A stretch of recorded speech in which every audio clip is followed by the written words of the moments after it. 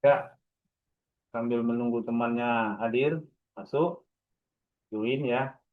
Kita mulai saja pembukaannya. Assalamualaikum warahmatullahi taala wabarakatuh. Waalaikumsalam warahmatullahi wabarakatuh. Salam sejahtera buat kita semua.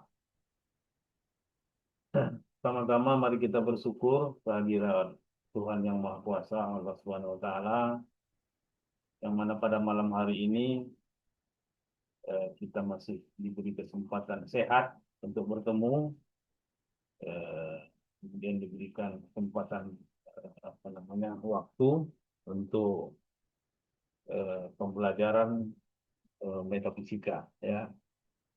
Eh, Walaupun dalam pertemuan ini kita melaksanakan pertemuannya, melaksanakan pembelajarannya dengan media Zoom ya, tapi kita berharap bersama-sama ya, sepakat ya, tidak mengurangi nilai-nilai pembelajaran yang ditetapkan oleh Kementerian IT ya. Oleh sebab itu, semua mahasiswa diharapkan tampil atau menunjukkan wajahnya di apa namanya di layar monitornya ya, agar saya senantiasa dapat apa namanya melihatnya. Kalaupun mau apa namanya, kalau mau permisi izin, kita ke kamar mandi, cak aja ya. Nah, pada pertemuan yang kedua ini kita eh, akan mempelajari sejarah, definisi, dan perkembangan daripada metafisika ya. Setelah pertemuan pertama kemarin, Sabtu kemarin ya, kita lanjutkan lagi ya. Ya, pada dasarnya metafisika ini telah dimulai sebenarnya sejak sebelum Masehi ya. Sejak pertama kali eh, adanya orang di muka bumi ini ya. Namun istilah metafisika ini muncul mulai dari para filosof-filosof di zaman dulu ya, terutama Aristoteles. Ya. Aristoteles mengatakan metafisika itu adalah yang ada di dalam diri manusia itu sendiri. Ya. Jadi kalau kita perhatikan yang ada di dalam diri manusia itu orang-orang umum mengatakan nyawa. Ya. Tapi dalam pembelajaran metafisika ini ya kita mampu mengatakan nyawa itu ada perbedaannya dengan jiwa ya. Jadi yang hidup itu sebenarnya yang dihidupkan itu sebenarnya di dalam fisik kita ini ya. Fisik kita ini yang nampak anggun, yang nampak cantik, yang nampak apa namanya ganteng ya. Itu fisiknya itu ya. Tapi ingat fisik ini eh, menurut para filosof, fisik ini boleh saja sakit, boleh saja apa namanya rusak, boleh saja jelek ya. Namun kalau jiwa itu beda dia ya, dimensinya beda. Jiwa itu merupakan suatu yang tidak tergantung sama apa namanya materi ya. Jiwa itu non materi dia. Jadi dia eh, kekal selama-lamanya. Jadi penting kita ketahui bahwasanya bentuk jiwa itu bagaimana? Bentuk jiwa itu komplit sesuai dengan bentuk, tentu sesuai dengan bentuk fisiknya. Ya. Nah, jiwa ini memiliki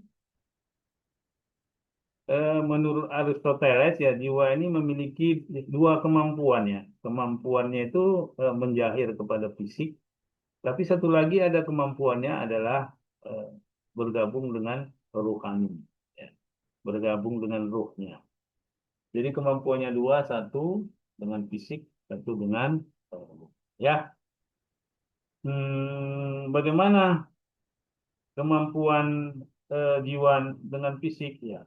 kita lihat orang yang berfisikan ada yang sukses ya, ada yang kaya, ada yang miskin, ada yang apa namanya bahagia, ada yang susah ya. Itu tergantung sama pelatihan yang diberikan kepada jiwa dan fisiknya ya. Kalau fisik itu mau dibawa untuk menuntut ilmu, maka isi dari fisik itu akan menjadi bagian orang yang berilmu dan orang yang sukses ya. Kalau jiwa itu pemalas ya, dibawakan malas-malas, maka fisiknya pun akan apa namanya berinteraksi dengan eh, akibat dari kemalasannya tersebut ya. Maka fisiknya akan susah menjadi orang yang berilmu dan susah menerapkan ilmu itu menjadi bagian yang mampu menopang dia menjadi orang yang sukses. Ya, sebenarnya Aristoteles sendiri tidak pernah memakai istilah metafisika, tapi murid-murid beliaulah yang memakai istilah metafisika itu. Ya. Kemudian sepanjang perjalanan sejarah, ya tidak semua orang dapat mencerna serta menerima tentang metafisika ini ya. Karena memang metafisika ini adalah bagian daripada dimensi yang eh, dimiliki jiwa pada saat dia berkemampuan berinteraksi sama roh. Oleh sebab itu manusia sering dikatakan jasmani dan rohani. Ketika jiwa itu ya berinteraksi sama fisik dikatakan jasmani, dan ketika jiwa itu berinteraksi sama ruh dia disebut rohani. Nah, antara jasmani dan rohani ini dua dimensi yang berbeda ya. Menurut Profesor Dr. Kadirun Yahya, dimensi rohani itu lebih tinggi daripada dimensi jasmani ya. Di mana dimensi yang lebih tinggi akan mengalahkan dimensi yang lebih rendah yang di bawahnya ya. Menurut para pemikir ya secara umum metafisika itu disebut sebagai teori penafsiran kitab suci ya. Ada juga pemikir yang mengatakan sebagai metodologi filologi umum ya. Kemudian juga ada sebagai ilmu pemahaman semua bahasa. Kemudian sebagai landasan metodologi dari ilmu-ilmu kemanusiaan ya kan. Yang kelima pemahaman eksistensi dan fenomenologi eksistensi. Eksistensi ini keberadaan ya. Kemudian sebagai sistem penafsiran atau sistem of interpretation. Yang ketujuh ini yang ada sebelum, sesudah, di atas, di bawah, di balik fisika. Jadi alam jagat raya ini kan ya apa namanya menurut undang-undang fisika ya. Yang kita ini hidup ini sebenarnya beserta fisik ini selalu berinteraksi sama hukum-hukum fisika. Ya. Sehingga yang namanya metafisika ini dikatakan sebelum atau sesudah. Jadi dia melebihi daripada fisika.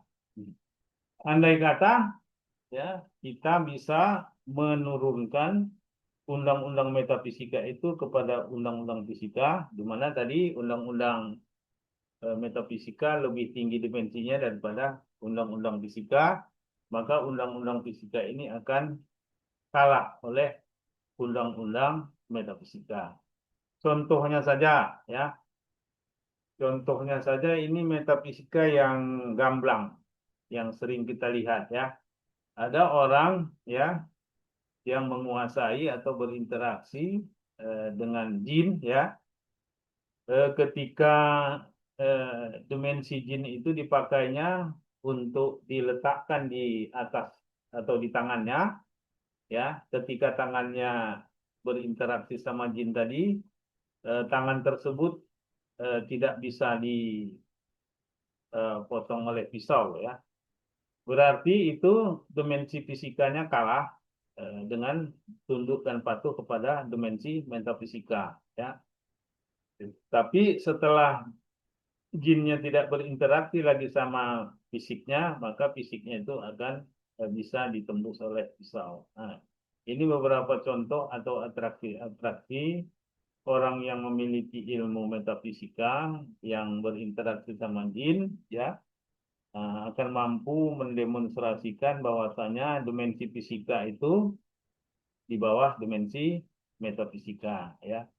Banyak orang-orang yang berilmu, ya, yang tidak mempan ditebas, yang tidak mempan rambutnya dipotong, itu merupakan adalah implementasi daripada manusia itu memiliki interaksi dengan ilmu metafisika dari berbagai lapisan seperti jin, iblis dan lain-lain, ya. Maka eh, dengan berinteraksinya fisik manusia dengan jin, maka fisik manusia itu akan lebih apa namanya, akan lebih menjadi bagian yang tidak em, mampu untuk ditembus peluru juga atau silet dengan pisau atau digebuk dengan berbagai benda-benda tajam atau benda tumpul, ya. eh, itu menunjukkan bahwasanya adanya dimensi yang lebih tinggi yang diletakkan di dalam fisik tersebut, ya. Nah, itu salah satu contoh yang sering didemonstrasikan oleh orang-orang yang memiliki ilmu. Eh, Bagi mahasiswa, ya, yang memiliki apa namanya, pengalaman tersendiri, yang memiliki eh, ilmu metafisik, ya, mungkin yang sering-sering praktek lebih tahu, ya, dengan apa namanya, praktek-praktek ilmu yang sering dilakukan dengan menggunakan jin ini, ya, daripada saya sebenarnya tidak pernah memiliki dimensi jin, ya.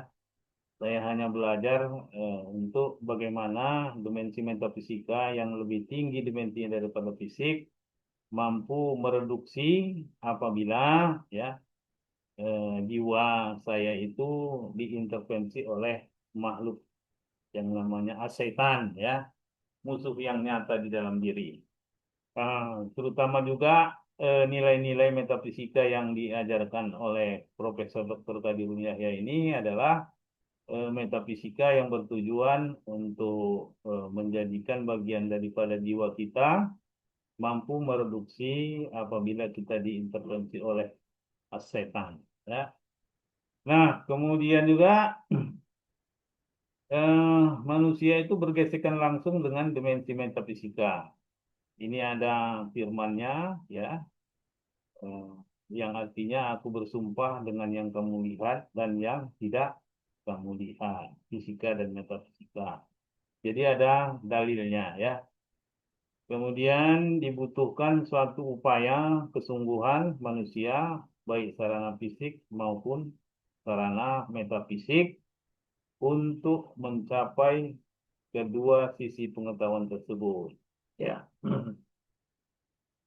Di antara mahasiswa ini ada nggak yang apa namanya, mampu melihat yang tidak bisa dilihat orang? Kira-kira siapa, ya? Ya, ini memang ada dalilnya, ya. Jadi Allah itu bersumpah dengan apa namanya, yang bisa kita lihat dan yang tidak bisa kita lihat, ya, fisika dan metafisika. Jadi sarananya ada sama manusia. Dibutuhkan pelatihan-pelatihan dengan kesungguhan, ya. agar kita mampu menjadikan bagian daripada yang bisa melihat. Jadi ada kisah-kisah anak indigo ya yang berjalan sama bapak sama orang tuanya ya. Anak indigo ini bisa melihat apa yang tak bisa dilihat orang tuanya ya. Nah, itu diantaranya beberapa apa namanya kis-kis ya, eh, sumber-sumber metafisika yang bisa menjadi bagian apa namanya eh, untuk mengetahui bahwasanya eh, di alam ini juga ya, walaupun kita sama-sama memiliki mata, tapi ada orang yang matanya bisa melihat yang tak bisa dilihat mata orang lain. Mudah-mudahan di dalam kelas ini semuanya bisa melihat yang tak bisa dilihat orang lain ya. Setelah belajar metafisika nanti bisa menjadi tembus pandang. Mungkin itu ada yang mau ditanyakan? Siapa ini? Saya mau lihat. Sementara belum ada Pak. Sudah 15 orang yang hadir dari berapa kita ya?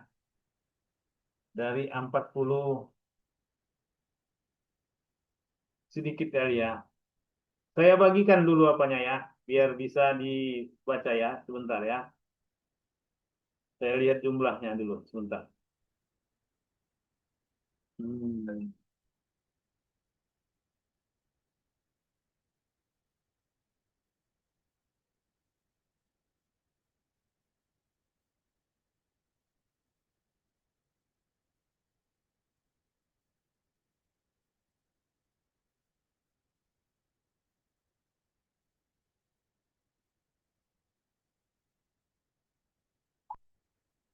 Nah, itu jumlah kita ya. Ada berapa? Sebentar ya.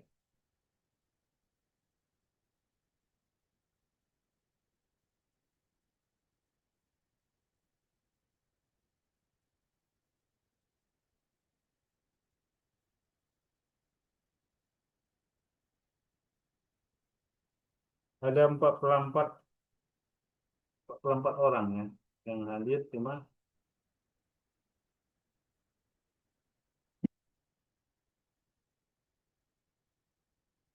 berapa ini? 15 orang. 44 sama 15, aduh, sebanding lah ya. Masih sedikit, tapi nggak apa ya. Hmm. Diinformasikan sama teman-temannya ya, bahwasanya ya, apa namanya kehadiran itu menentukan juga ya untuk poinnya dan nilainya. Saya memberi nilai nanti saya lihat nih wajah-wajahnya dari wajah-wajah. Oh ini misalnya wajahnya ini namanya ini oke hadir. Jadi itu. Jadi insya Allah tidak begitu apa namanya tidak begitu tergantung sama jawabannya ya saya sebenarnya.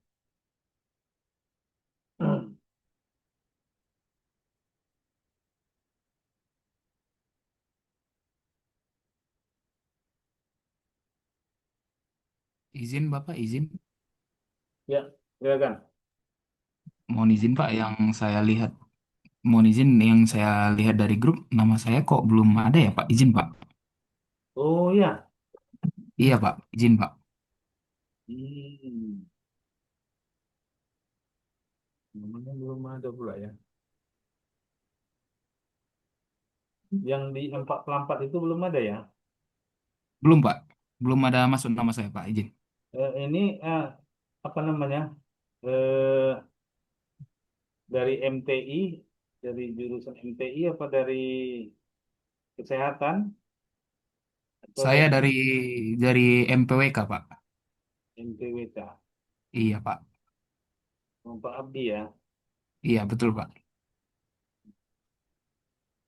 Coba kita lihat nanti di kelas yang lain. Enggak masuk yang kelas yang lain atau memang belum didaftarkan? Kalau daftarnya saya masih belum paham Pak, tapi kalau untuk di kartu rencana saya udah masuk Pak ke kelas Bapak Pak. Belum masuk ya. Jadi kelas saya Iya, ini ada Pak. 3, yang jam 9.40 pagi. Mm-mm. Itu jumlahnya sekitar berapa ya? Hmm, ya sekitar 60 60 orang. Iya, Kemudian Pak. yang masuknya jam 5 sore. Kelas berapa itu? Kelas 2 tapi itu.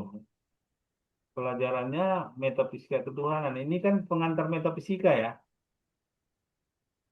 Nggak salah. Iya, betul, Pak. Kalau pengantar Di metafisika Iya, betul, Pak. Pengantar metafisika pukul 20.30. pukul 30. Nanti saya coba informasikan ke Pak Abdi. Atau nanti sama-sama lah ya, Kak adminnya ya. Dilaporkan supaya dimasuk. Siap, Pak. Ya. Baik, Bapak.